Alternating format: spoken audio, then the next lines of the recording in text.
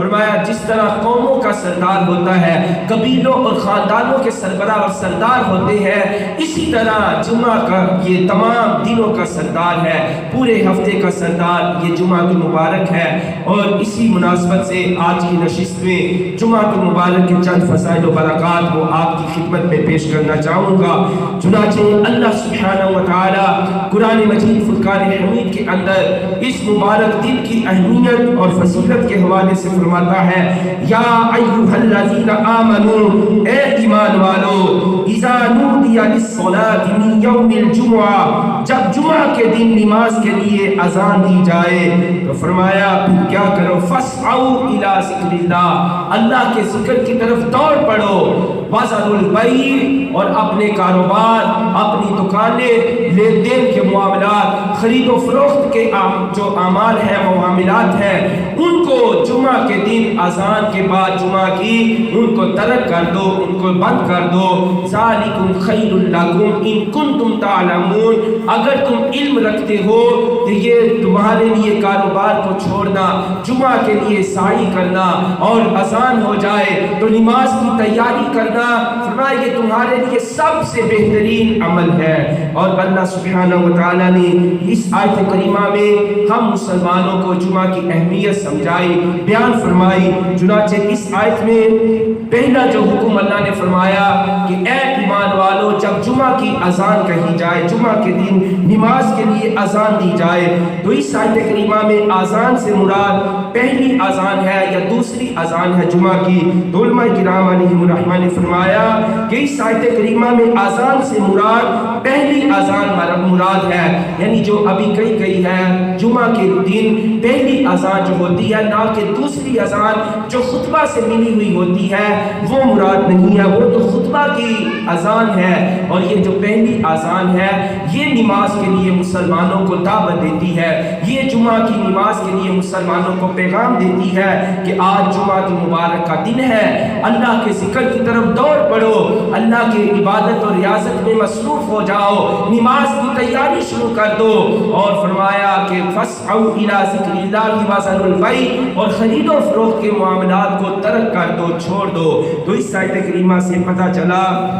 کہ خرید و فروخت کے معاملات یہ نماز جمعہ کے لیے تیاری کرنے کے لیے ان کو ترک کرنا یہ واجب ہے، ان کو دکانیں بند کرنا، کاروباری معاملات بند کرنا یہ جمعہ کے دن واجب ہے، ان کو بند کرنا اور نماز جمعہ کی تیاری کرنا یہ ہم پہ ضروری اور لازم اور واجب ہے۔ اللہ سبحانہ و تعالیٰ نے اس آیت کریمہ میں ہمیں سمجھا دیا کہ یہ جو حلال چیزیں ہیں، بیع و شراء کرنا، خرید و فروخت کرنا، کاروبار کرنا، یہ حلال چیزیں ہیں، شریعت نے اس کا حکم دیا ہے۔ لیکن اذان جمعہ کی اتنی اہمیت ہے، اذان جمعہ اتنی فضیلت کی حامل ہے کہ جب تمہیں اللہ کی بارگاہ سے بلاوا آ جائے جمعے کا تو پھر جمعے کے دن تم ان حلال چیزوں کو ترک کر کے اللہ کے ذکر میں مصروف ہو جاؤ، اللہ کی عبادت اور ریاضت میں لگ جاؤ۔ چنانچہ یہ پہلی اذان حضرت سیدنا عثمان غنی رضی اللہ تعالی عنہ کے زمانے میں اس کا اضافہ کیا گیا، مگر نماز کی تیاری کے لیے واجب ہونے اور خرید و فروخت ترک کر دینے کا تعلق اسی اذان سے ہے، یعنی پہلی اذان جب دی جائے تو پھر اپنے کاروبار کو، معاملات کو وائنڈ اپ کر کے بندے کو چاہیے کہ نماز کی تیاری شروع کر دے۔ اسی طرح دوڑنے سے مراد کیا ہے؟ اللہ نے ذکر فرمایا کہ فاسعوا الی ذکر اللہ، جب جمعہ کے دن نماز کی اذان دی جائے تو فرمایا اللہ کے ذکر کی طرف دوڑ پڑو۔ تو یہاں دوڑنے سے مراد حقیقی نہیں ہے کہ باغم دوڑ لگا دے، باغ کے آئیں، بلکہ جیسا کہ بعض نمازوں میں دیکھا جاتا ہے کہ نمازی حضرات جب رکعت ختم ہونے کو ہوتی ہے تو دوڑ کے آتے ہیں، تو اس میں آداب مسجد کا بھی لحاظ وہ ملحوظ خاطر رکھنا چاہیے کہ ہمیں آسانی کے ساتھ، نرم دلی کے ساتھ اور بالکل درمیانی چال میں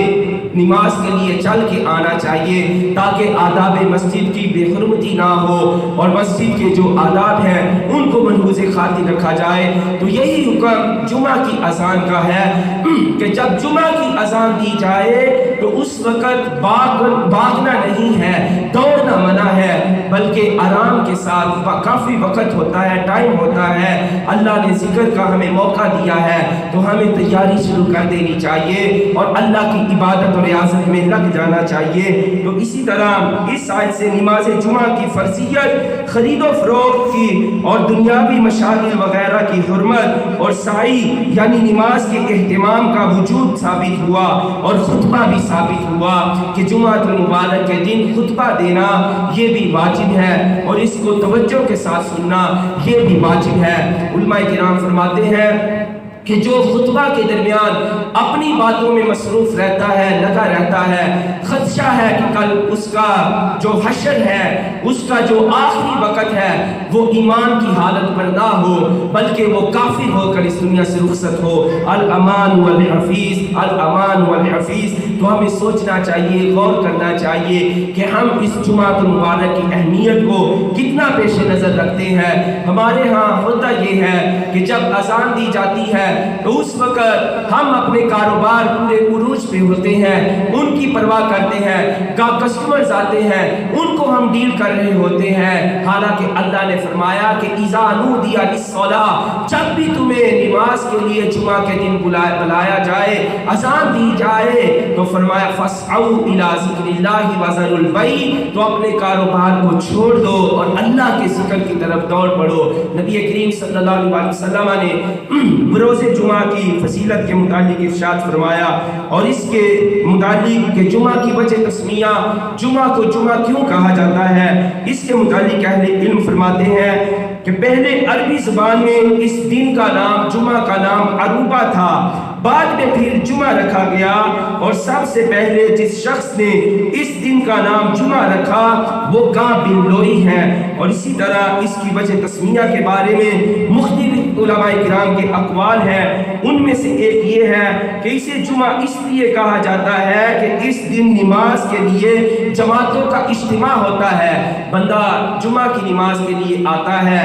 ادائیگی کرتا ہے، فرض ادا کرتا ہے، پوری رکعتیں سنت ادا کرتا ہے۔ اور ہمیں جمعہ المبارک کی اکثریت ہمارے اندر ایسے افراد موجود ہیں جن کو جمعہ المبارک کی رکعتوں کا ہی علم نہیں، وہ سمجھتے ہیں صرف 2 فرض جو امام صاحب نے پڑھا دیے تو ہم نے جمعہ ادا کر دیا، لیکن اہل علم نے نور العزا کے اندر جمعہ المبارک کی رکعتوں کے بارے میں فرمایا کہ 14 رکعتیں جمعہ المبارک کی یہ سنت ہے، 4 قبل سنتیں جو 2 فرضوں سے پہلے ادا کی جاتی ہیں، پھر 2 رکعت فرض جو جماعت کے ساتھ ادا کیے جاتے ہیں، 4 اور 2 6، اور پھر بعد میں 4 رکعتیں 10 اور 2 رکعتیں بعد میں 12، پھر آخر میں 2 نفل ادا کیے جاتے ہیں۔ تو یہ 14 رکعتیں جمعہ المبارک کے دن ہمیں ادا کرنی چاہیے۔ تو جب بندہ یہ پوری رکعتیں پورے خشوع اور خضوع کے ساتھ ادا کرتا ہے تو جب وقت دیکھتا ہے تو عصر کا وقت بالکل گھنٹہ سوا گھنٹہ باقی رہتا ہے، تو بندہ کہتا ہے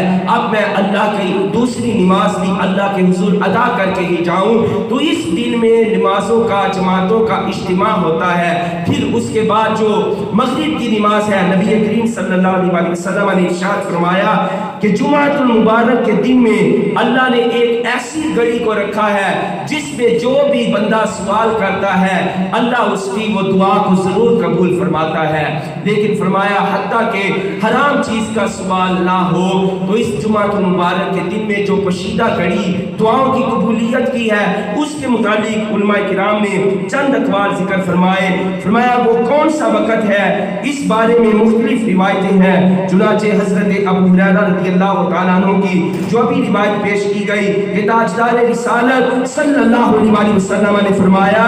کہ جمعہ کے دن کا ذکر کرتے ہوئے آقا کریم صلی اللہ علیہ وسلم فرماتے ہیں کہ اس میں ایک ایسی ساعت ہے، گھڑی ہے، جو مسلمان بندہ اسے پائے اور وہ کھڑا ہو کر نماز پڑھ رہا ہو تو اللہ تعالیٰ سے جو چیز مانگے گا وہی اسے عطا فرما دی جائے گی. اور ہاتھ کے اشارے سے فرمایا کہ وہ وقت بہت تھوڑا ہے, بہت قلیل وقت ہے, شارٹ ٹائم ہے. تو ہمیں علماء کرام فرماتے ہیں یہ وقت امام کا منبر پہ خطبہ دینے کے وقت سے لے کے نماز ادا کروانے تک کا وقت ہے. اور دوسرا قول یہ ہے کہ یہ جمعہ کی بہار شریعت میں مفتی امجد علی اعظمی صاحب علیہ رحمہ آپ نے ذکر فرمایا کہ وہ جمعہ المبارک کی آخری گھڑی یعنی عصر کی نماز اور مغرب کی نماز, ان دو نمازوں کے درمیان وہ اللہ نے وقت پوشیدہ رکھا ہے جس میں دعا قبول ہوتی ہے. انسان جو بھی حلال چیز کا اللہ سے سوال کرتا ہے, رزق میں اضافے کا سوال کرتا ہے, اولاد کی جو بے اولادی کا شکار ہے وہ اولاد کے طلبگار بن کر اللہ سے سوال کرتے ہیں, کوئی مقروض ہے تو وہ قرضے سے خلاصی کا سوال کرتے ہیں, جن کے کاروبار باندھ پڑ چکے ہیں وہ کاروبار میں کشادگی کا سوال کرے. یہ حلال چیزیں ہیں, ان کا جو اللہ سے سوال کرتے ہیں تو اللہ ان کی دعاؤں کو ضرور قبول فرماتا ہے. تو اس روایت سے ہمیں یہ پتہ چلا کہ ان گھڑیوں کی, ان لمحات کی ہمیں قدر کرنی چاہیے. آقا کریم صلی اللہ علیہ وسلم نے جمعہ المبارک کی نماز کے متعلق ارشاد فرمایا. حضرت ابو ہریرہ رضی اللہ تعالی عنہ سے روایت ہے کہ حضور اقدس صلی اللہ علیہ وسلم نے فرمایا کہ جس نے اچھی طرح وضو کیا اور جمعہ کو آیا اور خطبہ سنا اور چپ رہا, تو اب اس سے یہ مسئلہ بھی ثابت ہوا کہ جمعہ کے دن جب امام خطبہ دے رہا ہو تو ہمیں اپنی باتیں بند کر دینی چاہیے, اپنی گفت و شنید سے ہمیں پرہیز کرنا چاہیے, توجہ کے ساتھ خطبہ سننا چاہیے. اور خطبہ سننا یہ واجبات جمعہ میں سے ہے. تو آقا کریم صلی اللہ علیہ وسلم فرماتے ہیں اس کے لیے ان گناہوں کی مغفرت ہو جائے گی جو اس جمعہ اور دوسرے جمعہ کے درمیان ہوئے ہیں. یعنی اللہ سبحانہ و تعالی جمعہ کے دن جو اچھی طرح وضو کرے اور جمعہ کے لیے آئے, امام کا خطبہ سنے اور چپ رہے, تو پورے ہفتے کے گناہوں کو اللہ معاف فرما دیتا ہے. سبحان اللہ, کتنا یہ عظیم الشان اللہ نے ہمیں دن عطا فرمایا ہے. اور اسی کے متعلق آقا کریم صلی اللہ علیہ وسلم فرماتے ہیں کہ اس دن کو چند خصوصیات حاصل ہیں. نمبر ایک فرمایا کہ اس میں حضرت آدم علیہ السلام مبعوث ہوئے, پیدا ہوئے, ان کو پیدا کیا گیا. دوسرا یہ کہ اسی مبارک دن جمعہ میں ان کو زمین پر اتارا گیا. اور تیسرا یہ کہ اسی دن وہ فوت ہوئے. اور آقا کریم صلی اللہ علیہ وسلم فرماتے ہیں کہ انبیاء کرام اپنی قبروں میں زندہ ہیں, اللہ نے حرام فرما دیا کہ زمین پر کہ ان کے جسموں کو کھائے, وہ قبروں میں رزق دیے جاتے ہیں اور وہ اللہ کے ہاں رزق کھاتے ہیں. تو اس روایت سے پتہ چلا کہ آدم علیہ نبینا علیہ السلام جو ابو العرب ہیں, جو ابو الانسان ہیں, سارے انسانوں کے باپ ہیں, تو ان کی تخلیق کا دن, پیدائش کا دن, وفات کا دن اور زمین پہ اترنے کا دن یہ بھی جمعہ المبارک کا دن ہے. تو اس سے پتہ چلا جمعہ المبارک کتنا قدیم مبارک دن ہے, عظمت والا دن ہے. اور آقا کریم صلی اللہ علیہ وسلم نے اپنی امت کو حکم فرمایا کہ جب تم جمعہ کو اپنی زندگی میں پاؤ تو میرے اوپر درود پاک کی کثرت کرو, کیونکہ یہ یوم مشہود ہے. یوم مشہود کا کیا مطلب؟ آقا کریم صلی اللہ علیہ وسلم فرماتے ہیں اس دن میں تمہارا جمعہ المبارک اور شب جمعہ میں درود پاک پڑھنا میری بارگاہ میں پیش کیا جاتا ہے. تو حضرت ابو درداء رضی اللہ تعالیٰ عنہ نے عرض کیا, یا رسول اللہ صلی اللہ علیہ وسلم, کیا یہ جب آپ حیات شریفہ کے ساتھ موجود ہیں اس دنیا میں, اسی دن اسی میں جو جمعہ آتے ہیں ان میں پیش کیا جاتا ہے, یا جب آپ اس دنیا سے رخصت ہو جائیں گے, ظاہری وصال باکمال فرما جائیں گے, تو اس کے بعد کیا ہوگا؟ تو آقا کریم صلی اللہ علیہ وسلم نے فرمایا کہ ابو درداء سن لو, اللہ نے زمین پہ انبیاء کرام علیہ السلام کے اجسام کو, ان کے جسم شریف کو کھانا حرام فرما دیا ہے. وہ زندہ ہے اپنی قبروں میں, نمازیں پڑھتے ہیں, اللہ کی عبادات کرتے ہیں, روزے رکھتے ہیں, وہ ان کو اللہ رزق عطا فرماتا ہے. تو اس کا مطلب ہوا کہ انبیاء کرام علیہ السلام جس طرح وہ اپنی ظاہری حیات طیبہ میں زندہ تھے اور اپنی امت کے احوال سے, حالات سے واقف تھے, اسی طرح آج بھی وہ قبروں کے اندر زندہ ہے اور اور اپنی امت کا مظاہرہ فرما رہے ہیں، اور اسی کو عاشقوں کے امام مجدد دین و ملت پروانہ شمع رسالت کشتہ عشق و محبت امام احمد رضا خان قادری علیہ رحمہ نے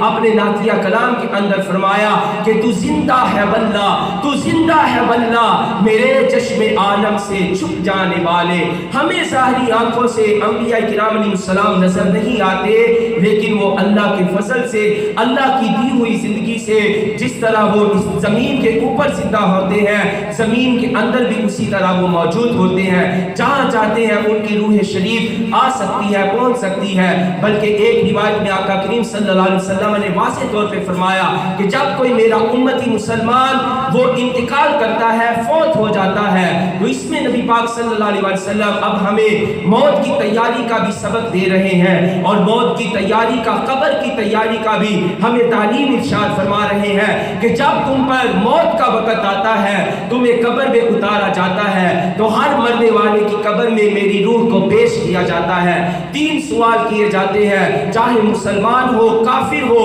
اس سے پوچھا جاتا ہے کہ من رب کا، تیرا رب کون ہے، ما دین کا، تیرا دین کیا ہے۔ تو اگر مسلمان ہوگا تو وہ کہے گا ربی اللہ، میرا رب تو اللہ ہے جس کی میں دنیا میں عبادت کرتا رہا۔ تو آج مسلمانوں کو دیکھنا چاہیے، سوچنا چاہیے، اپنے احوال پہ غور کرنا چاہیے کہ نبی کریم صلی اللہ علیہ وسلم ہمیں قبر کے اندر اللہ کی معرفت عطا فرما رہے ہیں، اور اللہ نے بھی قرآن میں حقیقت میں جو انسان کی تخلیق کا مقصد ہے اس کو ذکر فرمایا کہ وما خلقت الجن والانس الا لیعبدون، کہ میں نے جنوں اور انسانوں کو صرف اپنی عبادت کے لیے پیدا فرمایا۔ آج ہم دیکھیں کہ ہم کتنی اللہ کی عبادت کرتے ہیں، جو نماز پنجگانہ ہے ہم اتنی اس میں کتنی پابندی کرتے ہیں، کتنا اس کو خشوع و خضوع کے ساتھ ادا کرتے ہیں۔ ابھی جمعہ المبارک کے فرض ادا کیے جائیں گے، دعا بھی نہیں کی جائے گی کہ مسلمانوں کا، نوجوانوں کا دروازے پہ جمع غفیر ہو جائے گا، جوتیوں والی جگہ پہ رش پڑ جائے گا۔ تو جیسا کہ میں نے شروع میں بتایا کہ جمعہ المبارک کی 14 رکھتے ہیں، تو ہمیں